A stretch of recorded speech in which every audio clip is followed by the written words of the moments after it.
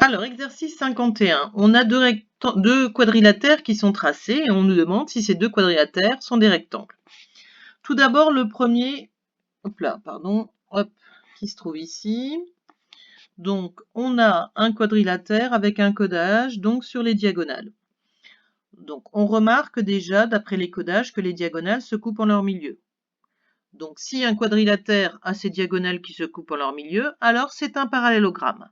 Donc, on sait déjà que cette figure est un parallélogramme. Maintenant, pour qu'un parallélogramme soit un rectangle, pardon, j'arrête pas de bafouiller. Donc, pour qu'un parallélogramme soit un rectangle, il faut que les diagonales se coupent en leur milieu et soient de même mesure. Or, on remarque ici que les diagonales n'ont pas la même mesure. Et donc, c'est ce qui est écrit là. Dans le premier quadrilatère, les diagonales n'ont pas la même longueur. Or, les diagonales d'un rectangle ont la même longueur, ce qui n'est pas le cas ici. Ce quadrilatère n'est donc pas un rectangle.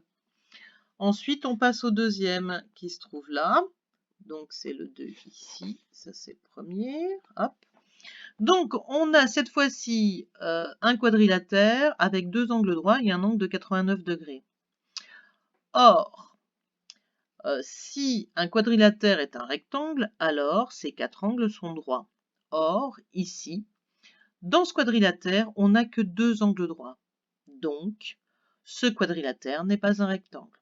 Donc, on peut lire, dans le deuxième quadrilatère, un angle mesure 89 degrés et non 90 degrés.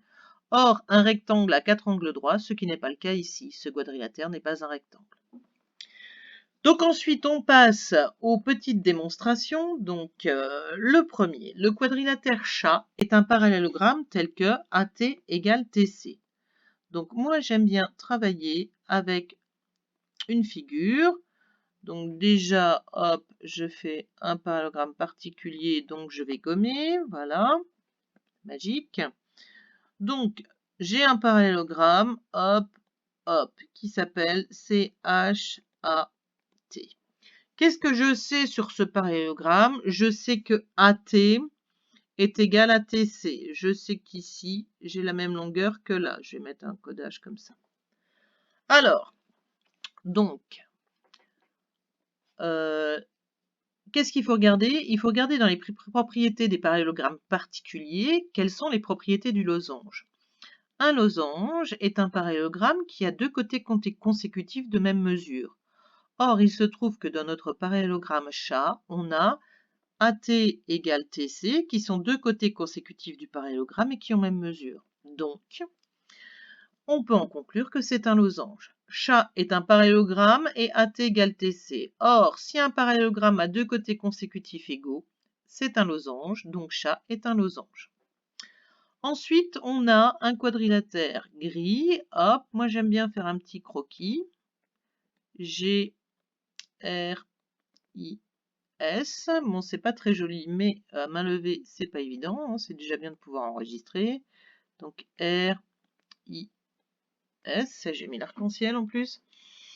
Donc le quadrilatère GRIS est un parallélogramme tel que GI égale RS, c'est-à-dire que j'ai mes diagonales ici qui ont la même mesure. Démontre que c'est un rectangle. Donc, gris est un parallélogramme tel que GI égale RS. Or, si un parallélogramme a ses diagonales de même mesure, alors c'est un rectangle. Donc, gris est un rectangle. On utilise dans cet exercice les propriétés du cours. Vous savez, c'est comme on a vu donc lors de l'AP, on avait fait les petites démonstrations avec les propriétés donc pour les droites parallèles. Ben là, c'est pareil. On regarde qu'est-ce que l'on sait. Ben, on sait que gris est un parallélogramme et on sait que GI égale RS. GI, RS, c'est les diagonales. Donc, on a deux diagonales de même mesure. On regarde dans les propriétés. Si on ne les sait pas encore, normalement, on doit les savoir. Et donc, si on sait sa propriété, on sait que si un parallélogramme a ses diagonales de même mesure, alors c'est un rectangle. Donc, GRIS est un rectangle. On passe au petit c.